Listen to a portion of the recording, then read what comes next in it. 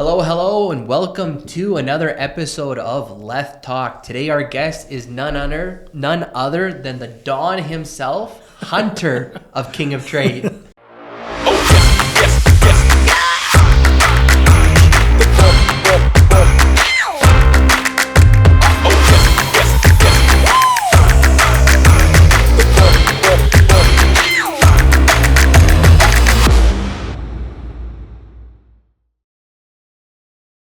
Thank you. Yeah. So, the Don, eh? Yeah. You've known me for quite a few years. You've seen me when I was a little kid on the street, and I've known you your whole life. Pretty much, yeah. Yeah, for sure.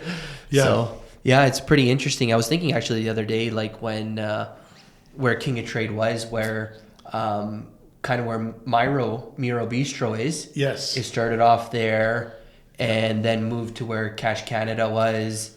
Yeah. And then now into the spot that you are in. Yeah.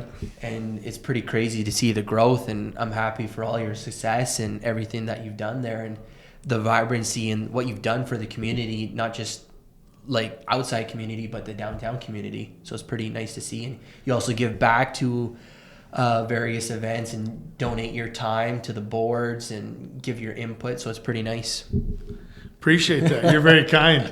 Yeah, we've been on a lot of places on 5th Street. There's a couple more even that you didn't mention. That's right. You were in the Oliver building. Yeah, we were in the Oliver. Yeah, we had the King of Trade in there. So we've been in, I think, 5 spots, all on 5th Street. Yeah. And so, I've been there. Yeah, since you were just a kid.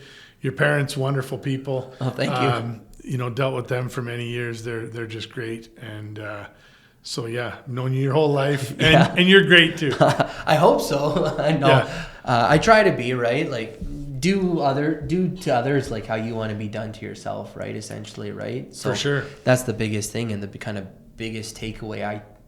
I look at everything, right? Like, if I don't want to be treated a certain way, why would I treat somebody else a certain way, right? Like, karma comes back to you in so many ways, I believe. I totally agree. It's like, that's the mantra of life. Yeah. Do good and treat people right. And it's the mantra of business, really. Exactly. If you treat people properly, they become repeat customers. And that's, it's really that simple. Yeah, no, for sure. So you've been in the retail industry for quite some time. You've obviously seen the changes that have happened and everything like that. So, like, tell me, like, what's your secret to kind of keep relevant in your success despite all this, like, drastic change, like with online and everything like that, right? I saw the shift in retail, yeah, but I kind of saw a shift kind of going back a little bit to the old way. Yeah, it's interesting. Retail's an interesting game, and it's been going online for quite a while. And then COVID, I think, really lit a fire on the online sales. And there's 2 things that happened, I think, with COVID. Online sales, Amazon became bigger and bigger. And also smaller retails, mom and pop shops or smaller, other than the giant retailers. The smaller ones suffered during COVID. The big ones kind of thrived. And that's so, as a businessman, I think, it's incumbent on me to find ways around that, to adjust. So you can sit and complain and go, boy, poor me, like things are tough. Or you can take a look at your company and go, I got to change things to survive in the new world. Yeah. And so for me, we changed our employee structure, how we structure the employees, how many employees I have, their jobs. Also, how we retail stuff. We went top to bottom, the whole company, and changed how we run, how we sell things.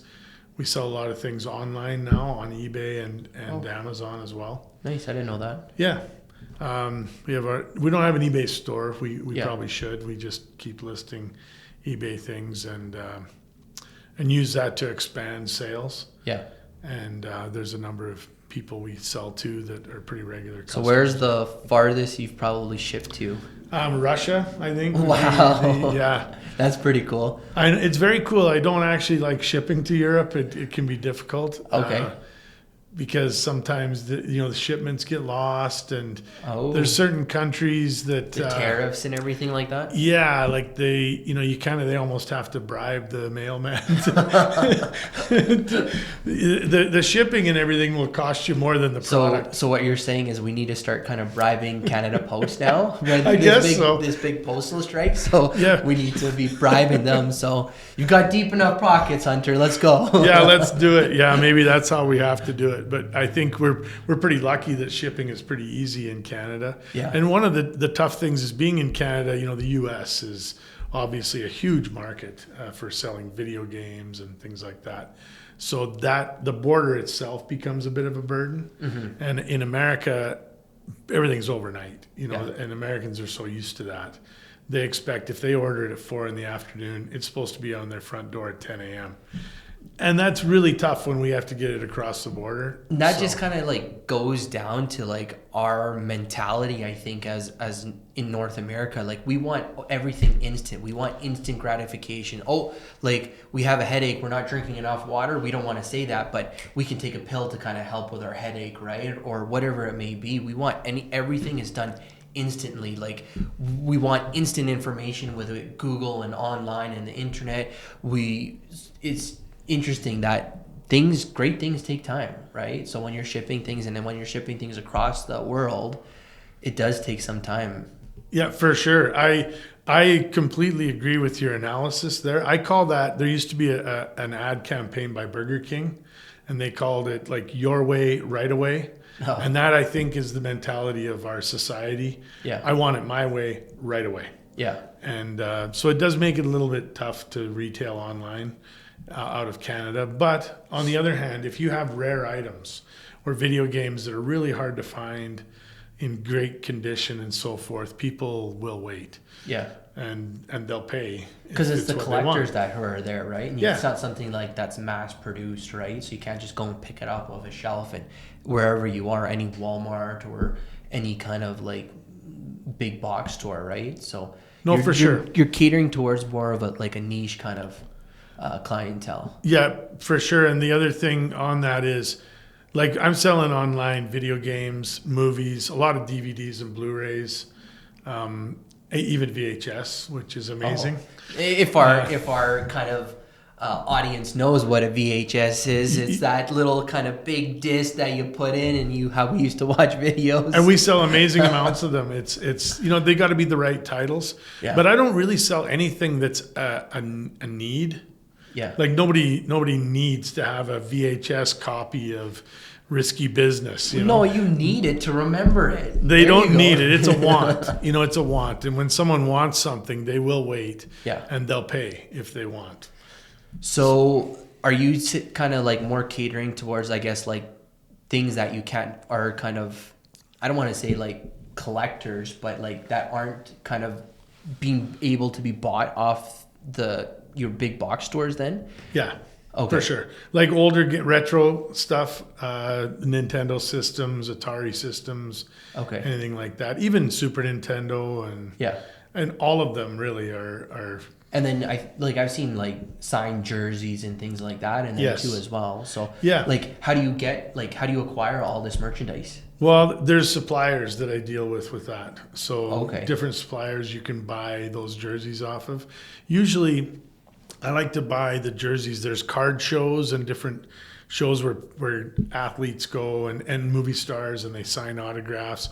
I've gained a pretty good collection myself that I like. Yeah. And then when the show is done, they'll sell off all the stuff there to somebody. Oh, okay. And if you can buy it all, then you can get a fairly decent deal, and then I can turn around and sell that. So probably in your shop, it's a pretty big mother load of all these like memorabilia and collections of all this stuff, nostalgia of sports and anything that interests you, car stuff. I know you're a big truck guy. Yeah. So all that stuff you can't ever find, it's in your shop. It's in there. It's at my house, maybe. Oh, yeah. That's Doesn't make it to the downtown location. It Exactly. just makes it to your to shop. my own collection. I do have a good collection, but the things like with jerseys, for example, that get signed. Yeah. So because the way we buy it, we try to be able to get a good deal, and then so that we can pass it on to the customer.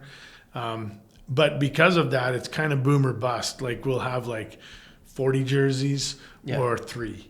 Yeah. We don't usually ever have like just a great, always consistent stock. Yeah, of it's right? because it's hard, because we could do that, but then it gets really expensive. So then do you keep on bringing the same, like, let's say, for instance, jerseys, do you keep on trying to find those same ones, especially if it's popular, or do you try to look for different athletes or different kind of teams? Both those things. We'll get repeat guys, but also new fresh stuff is really good. There's certain things that will always sell. Yeah.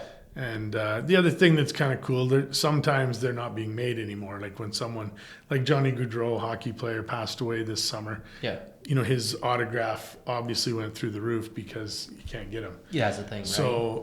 So things like that become way more collectible, and the price goes up. Oh, cool. That's pretty interesting. So, like, looking back at your career, I guess, what is the scariest risk that you've probably taken, and how did it pay off?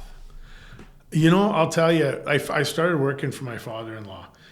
So just similar to your experience, a family business. Yep. And haven't seen Lou for a while. Yeah. How's he doing? He's doing all right. He's getting older, but he's doing all right. He's quite a guy, and he taught me a lot of stuff, and really great. And he hasn't owned the store for quite a while, but he still is interested in what's going on and wants to know. Yeah. It's in his blood. He can't help himself. Well, that's the thing. That older generation, like, they're just work, and for them to take a step back and be like, okay, I need to relax, I need to unwind and do me. It's that's not their nature, right? They need work almost. Right? Lou doesn't relax even now. Yeah. He's 83 or 84. Oh wow. He's not. He doesn't relax. Yeah. At all. He's a going concern all the time. It keeps you young though, right? It does. He has naps though. That's what he'll do. He'll work hard and then have a nap. Yeah. But yeah, I mean, so if I go back to the location that we're in, you mentioned a bunch of locations. The building we're in was the Sand Store. I remember that. Yeah, I bet you do. And it went for sale because they moved out, and my father-in-law bought that. And at that time, my wife and myself were working for him. We had a couple of other employees. And the three of us sat down, and between the three of us, we really made a good team. My father-in-law had really grand ideas, and I was kind of the detail guy of running a company. And my wife kept things organized and cleaned. And anyways, we wanted to move into that building, but we really had bit off way more than we could chew. Money-wise. And so my father-in-law, myself, you're going back to like 1998, late 90s. Yeah, late 90s, early 2000s. Yeah. And the three of us went over a year without a paycheck. Like literally, we had every credit card maxed out. We had I was paying my mortgage with my credit card. It was ridiculous. Yeah. And we got it opened, and if it failed, I would have been bankrupt. Big hoop. My father-in-law would have been bankrupt. My wife and I would have lost our house. We'd have lost everything. Yeah. And it opened, and it really hit really big. And I remember about a couple of months in, it was doing great, and it was busy. And one of my friends walked in and said, "Hey, this place it looks really good. What a no-brainer," he said. And I kind of smiled just like you are, and yeah, it was nothing to it. They don't understand, if you don't own a business, they don't understand the risk that you take. The amount of work that goes into it and everything like that. They just see the polished outside look, right? They don't see all the sweat, all the tears, all the stress that goes involved. Just like how you said, maxed out credit cards. You're definitely thinking about it. You may not say that you're not, but it's definitely on top of your mind. If this doesn't work out, I'm hooped. I'm this. I've got it now. I have to make it work, right? Yes. And that's a huge risk. And that was the same thing too. With my father, didn't have money, closed down LATs when it was in the mall, then put another offer on that building, ended up going through. I guess we're opening up, and it was all put on a credit card, right? Yeah. And didn't have money for inventory, but we had good relationships with all the suppliers. So they said, no problem. We'll make this work. We'll give you the stuff. Here's your terms, and pay us in time. Right? So it just goes to show how much stress is involved. It paid off though, luckily, right? That's a great example of your dad.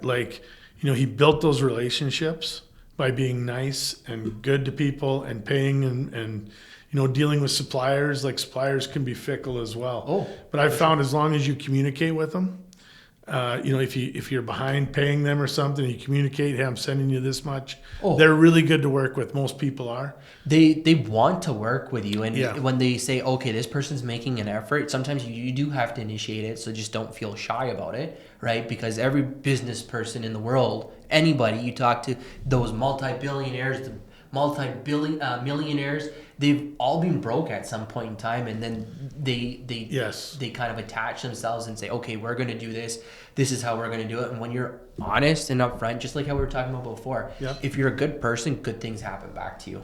Yeah, and failure is not an option. Oh, and if it does, you do fail in some aspects. It's the biggest life lesson that you'll learn, and you Correct. definitely take that forward, and you know how to approach things down the road. And it doesn't need to be something so significant as like bankruptcy, but okay, I purchased this and it didn't work out. I'm not going to do it again, right? So, yeah. I think that, that's inspiring stuff. And you hear about guys in business. I remember reading like Walt Disney got turned down by the bank 35 something times like that. And I've been turned down by the bank. And my wife gave me some great advice one time. I'd been to a bank with the proposal we wanted to do this project, and they had said, no, this isn't going to work. We're not interested in that. You can't do it.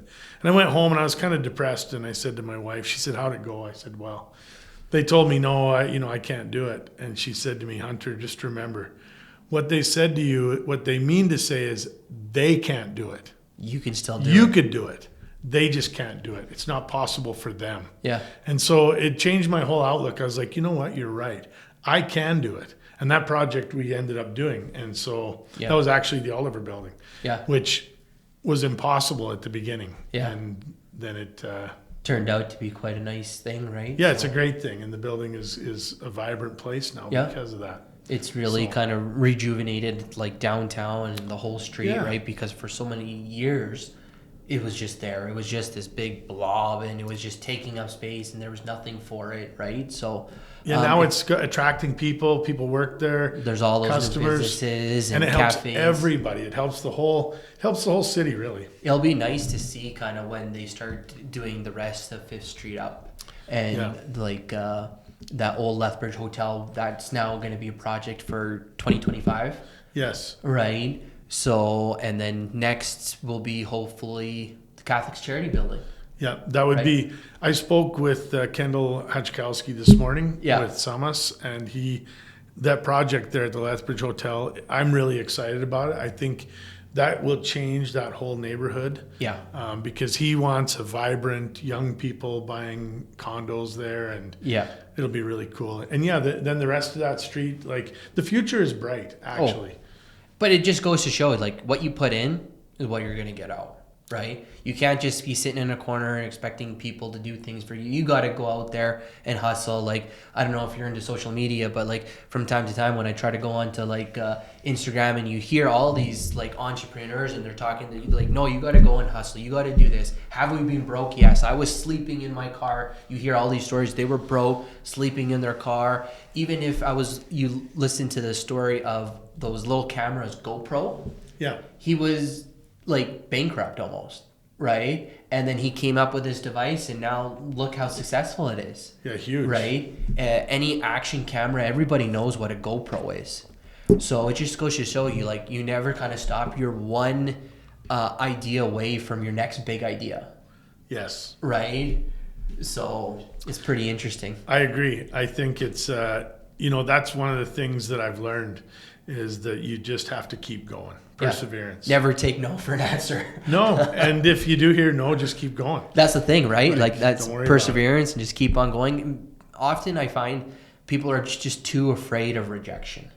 And that's the biggest thing. Like when somebody says no to you, you're like, okay, I can't do this, but they can't do it. They don't see your vision, but who's to stop you from still doing it? You can always find a way. Right. The only one stopping you is you. Exactly. Really, if you want to do it bad enough. Yeah. You'll find a way. No. And that's And business can be really tough. There's no doubt about it. We all know it. Any Yeah. business owner, they know business can be tough. That's why I have gray hair and no hair is from the stress of that, you know? Yeah, and I'm losing mine too. It'll I've happen got to more you, I don't white know. and everything, and so. No, you're looking great still. Thanks, I appreciate it. You maybe It's need the more next- stress. You need more stress. I need more stress. No, I don't need more stress. That's the last thing I need is more stress. So you mentioned that you do all these cool memorabilia and collector items and everything. So what is probably the coolest memorabilia item that you've came across? Oh, well, coolest to me, I'm a big Bobby Orr fan. I love the guy. When I was a kid, I wanted to be Bobby Orr. I'd still like to be Bobby Orr. But so some Bobby Orr things, like autograph stuff, some of it I've kept myself. And, Okay.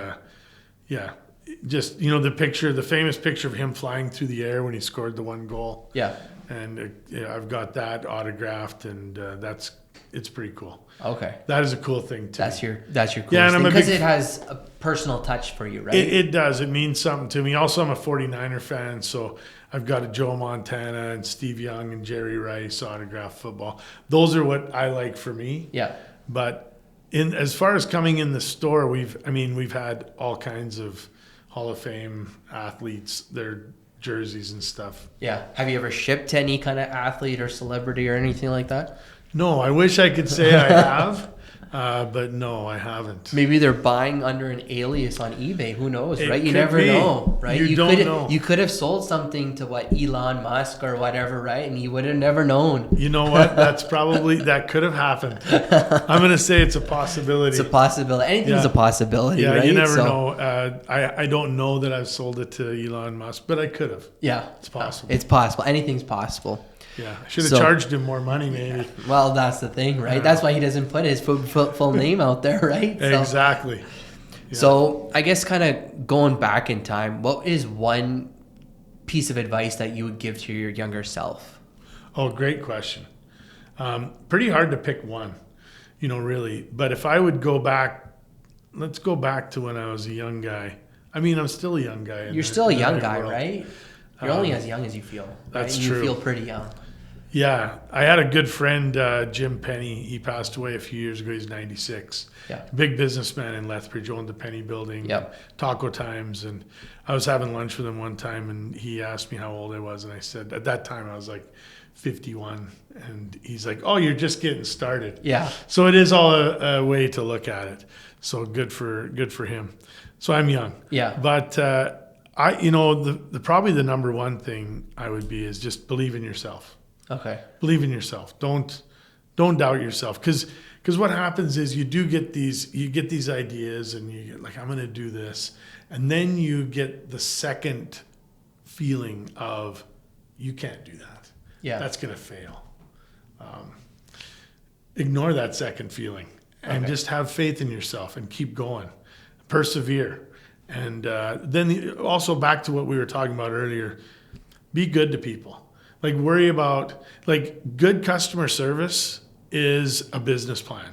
Yeah. That's the plan. That's my Yeah. business plan. If you want to know what the business plan is, it's good customer service Yeah. or great customer service. Yeah. And if you can do that and make people happy and satisfied and get them stuff they need at a reasonable price, they will continue to come back over and over again until it comes to a point when you actually can't even stop them anymore.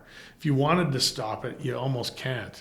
Yeah. As long as you're continuing the pattern of treating them good and being good. Well, even too, like that takes you to so many leaps and bounds, right? Like there's you don't realize like how much it costs to market to a new customer, but if you're good to one customer and they tell another customer and that customer tells another customer, it's such a trickle down effect. It hits it 7 times, right? So my mom and dad, they still go walk around in Costco and people still say, oh, like we wish you opened up again. You had great customer service. Like I go to the mall and I was looking for shoes. Nobody says hi to me. Like, and I'm there, take my money. I want to buy a pair of shoes. Nobody, right? So I think you're right. Like customer service is now today's day and age a good business plan because if you focus on it, you're providing a service, people will come back. Yeah, and you're right with that. I have nothing against them all, but when you're in the mall, you're usually dealing with an employee Yeah. of that company. In a lot of the businesses downtown, you're dealing with the owner Yeah. or a long-term employee that does care, and that's the difference. You know, I think that's it's not just a paycheck. This is their like heart put yeah, into it, right? yeah. This is what they love to do. Yeah. I don't think anybody gets into business on their own with their own company because they hate to do that. Yeah. They do it because they have some sort of passion. For me, it didn't become with the jerseys and stuff. For me, it was all about music. Like, I've loved music my entire life. Yeah. You know, whether it be guitars or albums that we sell, different bands. I just love music, and we used to sell a ton of CDs. We still do. Yeah. Amazingly. People think that media is dead, that it's all just on their Apple. Yeah. It's not. Like, deep media is still a big thing because people want a collection. You know, you have a collection. It's hard to show you, hey, I got a collection on my iPhone of my songs, right? That's the thing. That's not very cool. But if I can say, hey, these are all my albums, Yeah. like, records. yes, Right. this is what I got. It's a big deal. Those vinyl records and just hearing that little crinkle. That's what that I goes listen to into every day in my office. I think you've been there. Yeah. Maybe. Yeah. I listen to albums, like records, Yeah. every day. No, that's awesome. That's a good piece of advice, especially for our viewers that are kind of like looking to kind of like, what can they do and how can they be better? Obviously, you have a lot of experience. Not saying that you're old, but you have experience, and it's worth sharing that, right? Because that's the easiest way. If you can learn from somebody who's been through the trenches, and you can save yourself all that time and heartache and stress, then why not listen to those people who are wanting to tell you this advice? So, yeah, and you know, adding to that too, I tell you to believe in yourself, but at the same time, you got to be nimble, especially in today's world, and be willing to change. Yeah. You know, don't get stuck. But if you're doing things you love, usually you're on top of that. Well, that's the thing, right? So, no, that's awesome. Well, thank you very much for being part of this episode. And if you haven't checked out King of Trade Downtown, be sure to check it out. And thanks so much. Appreciate it. What a pleasure. Thanks for having me on. Love You it. bet. Thank you.